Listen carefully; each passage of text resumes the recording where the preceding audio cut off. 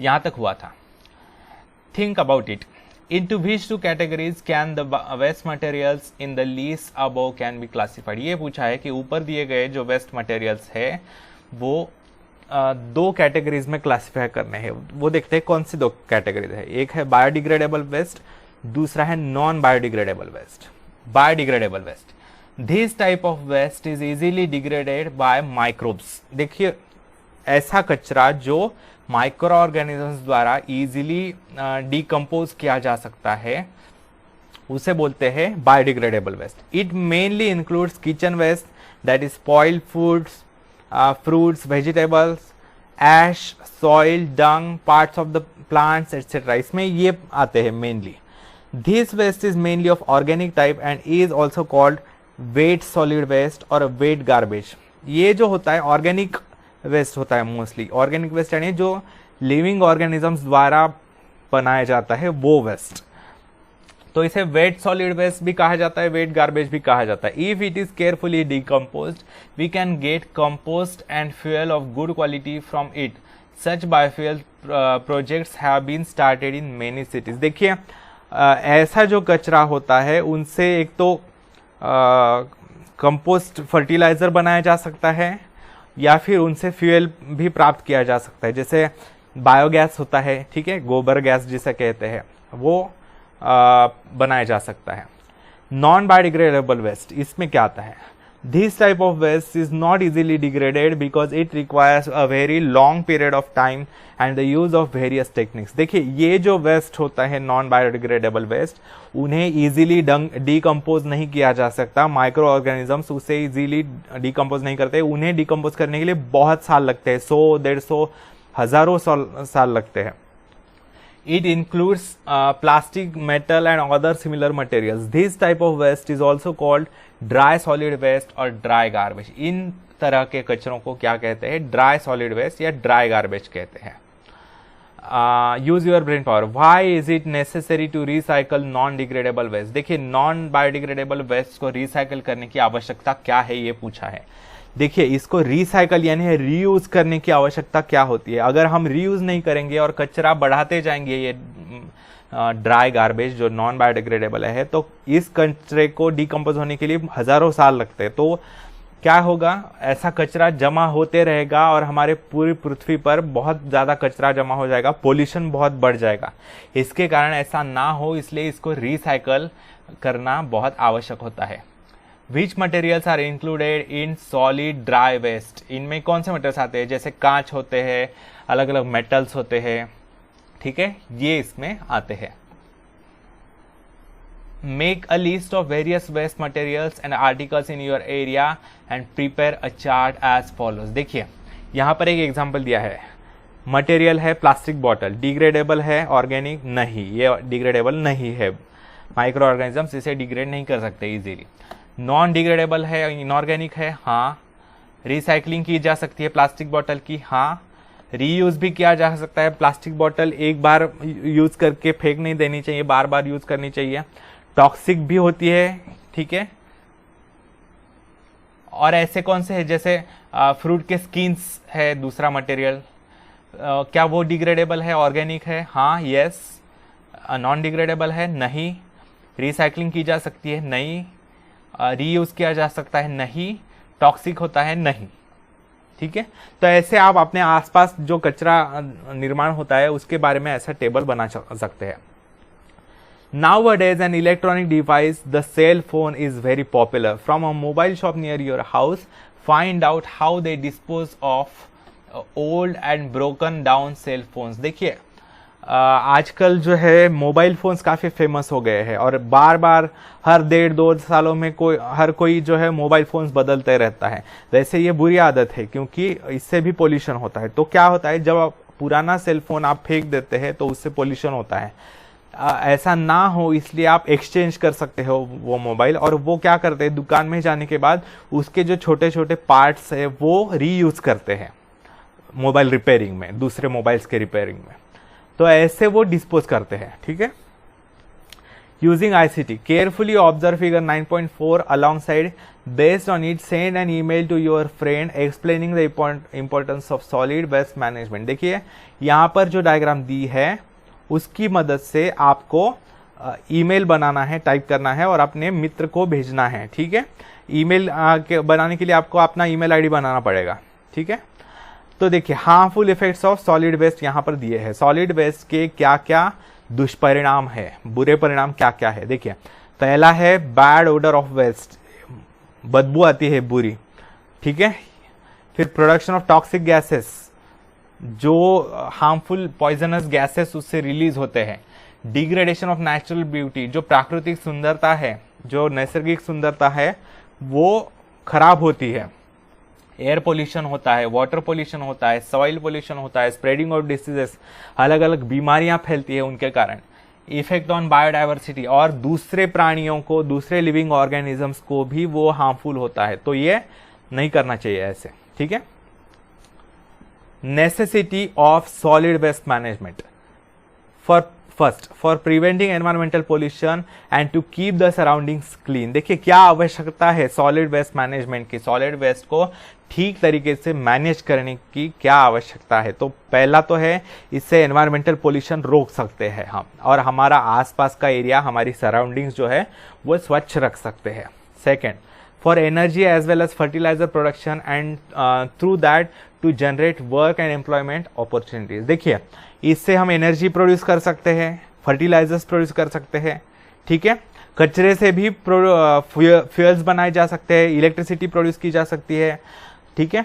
और ये जब आप बनाएंगे, ऐसे काम जब शुरू करेंगे तो उससे काफी वर्क बनेगा, जनरेट होगा और लोगों को काफी रोजगार भी प्राप्त होगा।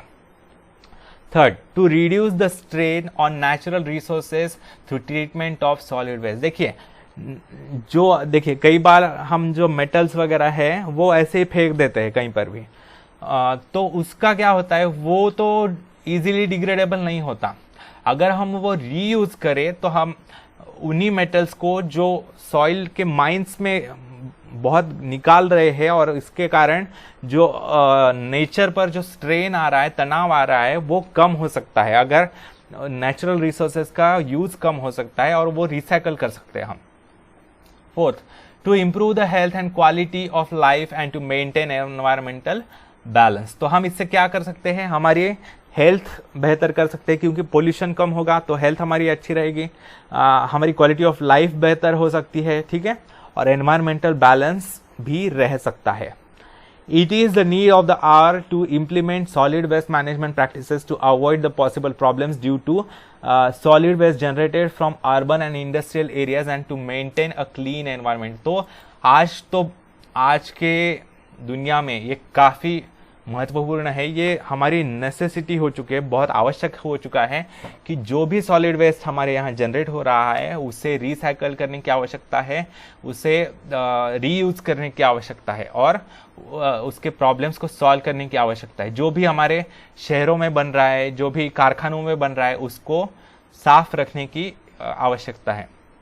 For this purpose, we should implement measures like increasing the efficiency of production processes so that minimum waste will be generated, reducing garbage production by recycling and reuse of waste materials। देखिए हमें क्या करना पड़ेगा, एक तो हमारा efficiency of production, यानी waste, हमारे पास जो भी मटेरियल, रॉ मटेरियल होता है उसमें से कम वेस्ट करने की आदत हमें डाल लेनी चाहिए।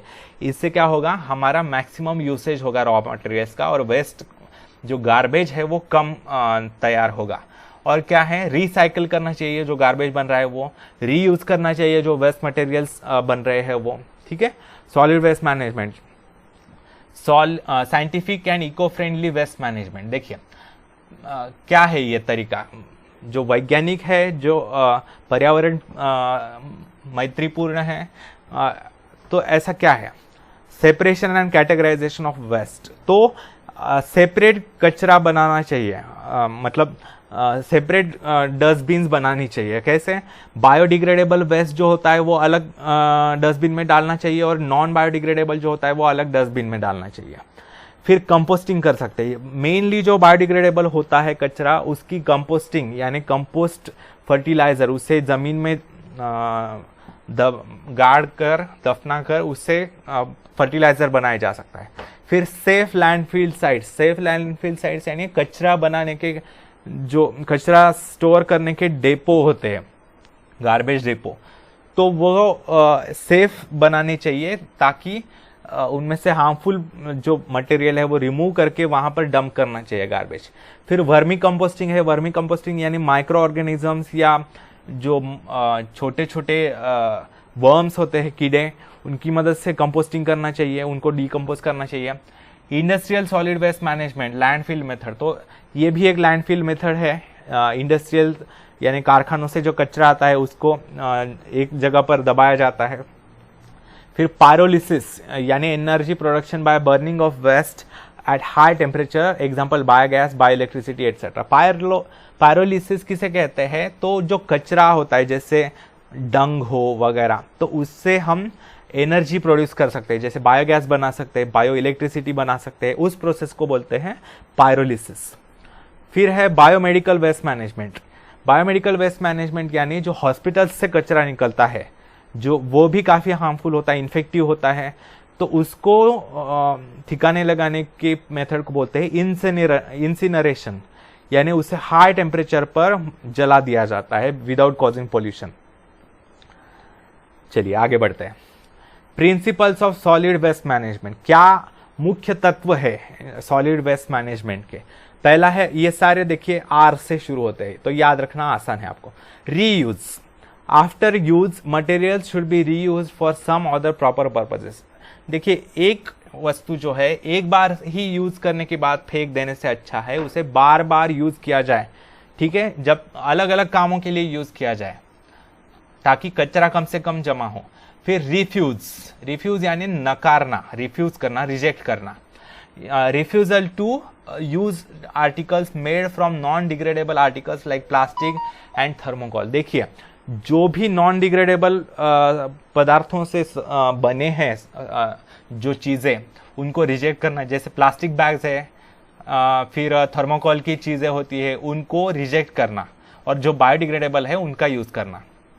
फिर है recycle, production of useful articles by recycling solid waste, for example paper and glass can be recycled. देखिए रिसाइकलिंग यानी फिर से उनको वही सब्सटेंस बनाने के लिए उसे यूज करना। देखिए पेपर को रिसाइकल किया जा सकता है, यानी पेपर के जो बॉल्स होते हैं या लिखे हुए पेपर जो होते हैं वो क्या कर सकते हैं हम कि वो उसका एक प्रोसीजर होती है जिससे नए पेपर्स बनाए जा सकते हैं। या फिर ग्लास भी हो सकती है, ग्लास बॉटल्स वगैरह जो होते हैं टूटे हुए, उनको मेल्ट करके हम फिर से नए ग्लास की वस्तुएं बना सकते हैं। फिर है rethink, rethinking our habits, activities and their consequences in connection with the use of various articles of daily use. देखिए हमारी जो बुरी आदतें हैं, बार बार कचरा बनाने की, बार बार बहुत कचरा करने की, वो हमें उस पर पुनर्विचार करना चाहिए, ठीक है, और हमारी आदतें हमें बदलनी चाहिए। Reduce, restriction on the use of resources to avoid their wastage. Old material should be reused. One thing should be shared by many. Use and throw type of objects should be avoided. देखिए जो बहुत ज़्यादा resources use करने वाले objects है, जो natural resources use करते हैं और बहुत ज़्यादा कचरा प्रोड्यूस करते हैं, ऐसे यूज पर रिस्ट्रिक्ट करना यानी कम करना उनका यूज, या फिर जहाँ तक हो सके अवॉइड करना, रोक देना। फिर है पुरानी चीज़ें बार बार यूज करनी चाहिए जब तक वो पूरे काम से खराब नहीं होती। फिर एक चीज़ जो है वो कई लोगों से शेयर की जा सकती है। और यूज एंड थ्रो टाइप के, मतलब एक बार यूज करो और फेंक दो, ऐसी चीज़ें जैसे यूज एंड थ्रो के ग्लासेस होते हैं, कप्स होते हैं, वो यूज नहीं करनी चाहिए। Research, conducting research related to reuse of materials that are temporarily out of use। ऐसे रिसर्च करना, ऐसे खोज करना स्टडी करके कि जो कचरा बन रहा है उनका कैसे पुनर्वापर किया जा सकता है, रीयूज कैसे किया जा सकता है। Regulation and public awareness, following the laws and rules related to waste management and motivating others to do the same. देखिए, लोगों में जन जागृति फैलाना कि आपके कचरा करने के कारण कितना प्रदूषण होता है, इसके कितने बुरे परिणाम हैं और इसका नुकसान हमें ही झेलना पड़ेगा। तो ये लोगों में जागृति फैलानी चाहिए, इससे भी हमें ये सॉलिड वेस्ट बनने में काफ़ी कमी आ सकती है। चलिए, think about it. Some habits are described below. Do we have those habits? If so, how does it help in waste management? नीचे कुछ आदतें दी है, तो उसके बारे में क्या आपको वो आदतें हैं हम सबको, और उसमें से वेस्ट मैनेजमेंट कैसे होता है वो पूछा गया है। फर्स्ट, फॉलोइंग द 3R मंत्र, that is reduce, that is reducing the waste, reuse, reusing of waste, and recycle, that is recycling of waste। देखिए, ये 3R मंत्र है, 3R से बना हुआ मंत्र, reduce, reuse and recycle. Reduce यानी वेस्ट मटेरियल को जनरेट होना कम कर देना, जहां तक हो सके वहां, जितना हो सके उतना। फिर रीयूज, जितना हो सके उतना जो है एक चीज यूज करना बार बार। और रिसाइकल, वो उनमें से नई यूजेबल वस्तुएं बनाना गार्बेज में से। तो ये 3R मंत्र है, ये अच्छा है, फायदेमंद है एनवायरनमेंट प्रोडक्शन के लिए, एनवायरनमेंट प्रोटेक्शन के लिए, और जो है गार्बेज मैनेजमेंट के लिए। Second, throwing plastic rappers of chocolates, ice creams, biscuits etcetera into dustbins, avoiding littering. देखिए, लिटरिंग यानी कहीं पर भी कचरा फेंक देना, तो ये बुरी बात है। कहीं पर भी रास्ते पर या कहीं पर भी ये नहीं फेंकने चाहिए कचरा। जो डस्टबिन में ही कचरा फेंकना चाहिए, जैसे चॉकलेट के रैपर्स होते हैं, आइसक्रीम के बॉक्सेस होते हैं, बिस्किट के रैपर्स वगैरह, ये डस्टबिन में ही फेंकने चाहिए। अगर आप ट्रैवल कर रहे हैं, अगर आप बाहर है कहीं पर, आसपास आपके डस्टबिन नहीं है, तो आप अपने पास ही रखिए, वो अपने जेब में डालिए या फिर अपने बैग में डालिए, और बाद में जहाँ पर डस्टबिन मिले वहाँ पर आप डाल सकते हैं, लेकिन कहीं पर भी पब्लिक प्लेसेस पर कचरा नहीं करिए। Third, avoiding the use of plastic bags and instead using cloth bags और bags prepared from wet, old saris, bedsheets, curtains etcetera. देखिए, प्लास्टिक बैग्स जो है, पॉलीथीन बैग्स का यूज कम करना, उसकी जगह पर कपड़ों की बैग्स यूज करना, जैसे पुरानी साड़ियों से, पुराने बेडशीट्स से, पुराने पर्दों से बने हुए बैग्स को यूज करना। Fourth, using both sides of a paper for writing, reusing greeting cards and gift papers. देखिए, ये भी बहुत से लोगों को बुरी आदत होती है। एक तो एक ही साइड के पर लिखते हैं पेपर के, या फिर बहुत से बच्चे क्या करते हैं कि नोटबुक में जो पेजेस होते हैं वो फाड़ने की और फेंकने की आदत होती है उन्हें, तो ये बुरी बात है, ऐसा नहीं करना चाहिए। पेपर जो है, पेपर के दोनों साइड पर लिखना चाहिए और ऐसे पेजेस वेस्ट नहीं करने चाहिए। ग्रीटिंग कार्ड्स, गिफ्ट पेपर्स जो आते हैं उन्हें रीयूज करने का प्रयास करना चाहिए। Fifth, avoiding use of tissue paper and preferring to use one's own handkerchief. देखिए, कई लोगों को, हमारे यहाँ भारत में तो वो इतनी आदत नहीं है, लेकिन हम भी होटल्स में जाने के, रेस्टोरेंट्स में जाने के बाद वगैरह बहुत टिश्यू पेपर वगैरह यूज करते हैं, तो ऐसा नहीं करना चाहिए। टिश्यू पेपर जो है लकड़ी से बनते हैं, तो काफ़ी ट्री काटने पड़ते हैं, तो ऐसा टिश्यू पेपर यूज़ करना अवॉइड करना चाहिए। उसके बजाय हैंडकरचीफ यूज़ करना चाहिए या नैपकिन यूज़ करना चाहिए। Sixth, using rechargeable batteries instead of lead batteries. देखिए, एक बार यूज़ करने के बाद फेंकने वाली सेल बैटरीज यूज़ करने के बजाय रिचार्जेबल बैटरीज यूज़ करनी चाहिए, इससे पोल्यूशन काफ़ी कम होता है। Seventh, implementing various programs of solid waste management and educating, encouraging the family and society in this regard। देखिए, जो अलग अलग प्रोग्राम्स हैं सॉलिड वेस्ट मैनेजमेंट के, कचरे को मैनेज करने के, उनके बारे में लोगों को जागरूक करना, अपने फैमिली से शुरुआत करना, पहले खुद से शुरुआत करना, फिर अपने फैमिली को इनकरेज करना, और फिर हमारे आसपास के समाज को इसके बारे में जागरूक करना और उन्हें प्रोत्साहित करना आवश्यक है। Eighth, avoiding use and throw type of articles like pens, canned cold drinks, tetra packs should be strictly avoided। देखिए, यूज एंड थ्रो टाइप के, यानी एक बार यूज करो और फेंक दो, ऐसे चीजें यूज करना छोड़ देना चाहिए। जैसे पेन होते हैं, जो 2-2 रुपए के पेन आते हैं, वो नहीं यूज करने चाहिए। कैन कोल्ड ड्रिंक्स जो होते हैं वो यूज नहीं करने चाहिए। फिर टेट्रा पैक्स, दूध के टेट्रा पैक्स आते हैं, बॉक्स में आते हैं जो 2-2 महीने टिकता है दूध, वैसे टेट्रा पैक्स भी यूज नहीं करने चाहिए। America is the largest producer of electricity from solid waste. America में जो है कचरे से जो इलेक्ट्रिसिटी प्रोड्यूस करना सबसे ज्यादा होता है दुनिया में। Japan has developed the projects of production of threads, paper and other useful materials from banana peelings. Japan ने ऐसी टेक्निक विकसित की है जिससे जो बनाना यानी केले के छिलके जो होते हैं उनसे धागे बनाए जा सकते हैं, पेपर बनाए जा सकते हैं और बाकी जो यूजफुल चीज़ें भी है वो बनाई जा सकती हैं। तो find out about such projects in our region. तो आपके रीजन में ऐसे क्या प्रोजेक्ट्स है उसके बारे में आप इंटरनेट पर से इंफॉर्मेशन निकाल सकते हैं। जैसे गोबर से गैस बनाया जाता है, बायोगैस वगैरह, इलेक्ट्रिसिटी भी बनाई जा सकती है। तो ये ऐसे प्रोजेक्ट्स होते हैं। Which waste management processes are used in your village, town, city. ये आप अपने शहर के जो म्यूनिसिपालिटी वगैरह है उसके वेबसाइट पर जाकर आप उसे जान सकते हैं। फिर है period required for degradation of waste. कौन सा कचरा डिकम्पोज होने में कितना टाइम लगता है ये देखिए। Waste material, period of natural degradation. Banana peelings यानी केले के छिलके जो होते हैं 3 से 4 हफ्तों में, सप्ताहों में डिग्रेड हो जाते हैं कंप्लीटली। क्लॉथ बैग, कपड़ों की बैग्स जो होती है वो डिग्रेड होने के लिए 1 महीना लगता है। रैग्स जो होते हैं उनको डिग्रेड होने के लिए 5 महीने लगते हैं। वुलन सॉक्स जो होते हैं यानी वुलन यानी ऊन, लोकरीचे सॉक्स जे असतात उनको डिग्रेड होने के लिए 1 वर्ष लगता है। वुड, लकड़ी के वस्तुओं को डिग्रेड होने के लिए 10 से 15 वर्ष लगते हैं।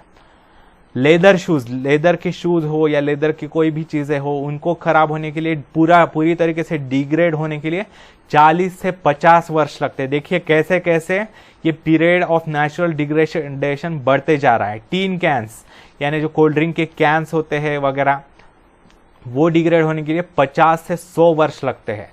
एल्यूमिनियम कैंस को डिग्रेड होने के लिए 200 से 250 वर्ष लगते हैं। सर्टन प्लास्टिक बैग्स, कुछ प्लास्टिक बैग्स देखिए 10 लाख वर्ष टिकते हैं वो पृथ्वी पर। और आप अगर सोचेंगे कि कितनी तेजी से प्लास्टिक के बैग्स का यूज बढ़ते जा रहा है, कितना हम यूज करते हैं और फेंक देते हैं, तो इतना सारा कचरा नष्ट होने के लिए, डिग्रेड होने के लिए 10 लाख वर्ष लगेंगे। और उन 10 लाख वर्षों में अलग से कितना कचरा डेवलप होगा और वो भी देख सकते हैं। तो पूरी हमारी पृथ्वी, पूरी अर्थ ऑक्यूपाई हो जाएगी और हमें रहने के लिए जगह ही नहीं रहेगी और किसी भी लिविंग ऑर्गेनिज्म को सूटेबल एनवायरनमेंट नहीं रहेगा अर्थ पर, अगर हम इसी रेट से अगर कचरा करते रहे तो। फिर थर्मोकोल, ये स्टायरोफोम कप, थर्मोकोल के जो कप्स होते हैं जो यूज एंड थ्रो होते हैं उनको इनफाइनाइट ड्यूरेशन यानी अभी तक पता नहीं चल पाया, 10 लाख वर्षों से भी ज्यादा, करोड़ों वर्ष लगते हैं इन्हें नष्ट होने के लिए। तो इसके कारण ये काफी भयानक है कचरे की समस्या। तो आपको सोच कर यूज करना चाहिए हम सभी को। If the time required for degradation of the solid waste generated around us is long, it seriously affects other environmental factors। देखिए जितना लंबा समय लगेगा किसी भी कचरे को डिग्रेड होने के लिए उतना वो कचरा जमा होते रहेगा ज्यादा से ज्यादा, ठीक है। और उसका दुष्परिणाम, बुरे परिणाम हमारे पर्यावरण पर, एनवायरनमेंट पर होते रहेंगे और लिविंग ऑर्गेनिजम्स भी उसके कारण उनके ऊपर दुष्परिणाम होगा। What care will you take to avoid this. तो इसका एक ही उपाय है यानी ऐसे वस्तुओं का यूज कम करना, जहां तक हो सके अवॉइड करना। Figure 9.5a below shows a method of storing waste and 9.5b shows the use of specific dustbins as per the type of waste। देखिए यहाँ पर दिया है अलग अलग डस्टबिन्स कौन सी होती है, देखेंगे हम। Think about how such eco-friendly waste management can be achieved by following these methods in our homes too। देखिए हमारे घर में भी ऐसे 2 तरह के वेस्ट की डस्टबिन हम बना सकते हैं, वेट वेस्ट और ड्राई वेस्ट। वेट वेस्ट में जनरली जो छिलके वगैरह है, फलों के वगैरह, वो डाल सकते हैं जो इजीली बायोडिग्रेडेबल होते हैं। और ड्राई वेस्ट यानी कागज होते हैं, ग्लास होते हैं, प्लास्टिक वगैरह, तो इन्हें रिसाइकल किया जा सकता है। पेपर जो है यहाँ पर रिसाइकल किया जा सकता है, ग्लास रिसाइकल किया जा सकता है, प्लास्टिक काफ़ी हद तक रिसाइकल किया जा सकता है, मेटल को भी रिसाइकल किया जा सकता है। अगर हम घर से ही अगर ऐसा अलग अलग कचरा क्लासिफाई करके रखेंगे तो जो ये रिसाइकल करने वाले लोग हैं उनको आसानी होगी, ठीक है, और उनको इंकरेजमेंट मिलेगी। A peep into the past. Ever since ancient times, special attention has been given to garbage disposal. पुरातन काल से, प्राचीन काल से कचरे का जो व्यवस्थापन है, प्रबंधन जो है, उसके ऊपर काफी ध्यान दिया गया है। In the Greek city of Athens in 320 BCE, a law had been enacted regarding garbage disposal. It made throwing garbage in an open an offense. देखिए, अथेंस जो ग्रीक सिटी थी उसमें 320 बिफोर कॉमन एरा उस समय अधिनियम बनाया गया था कचरे का डिस्पोजल करने के लिए, और उस समय कचरा जो है ओपन जगह पर कहीं पर भी फेंकना एक अपराध बनाया गया था कानूनन।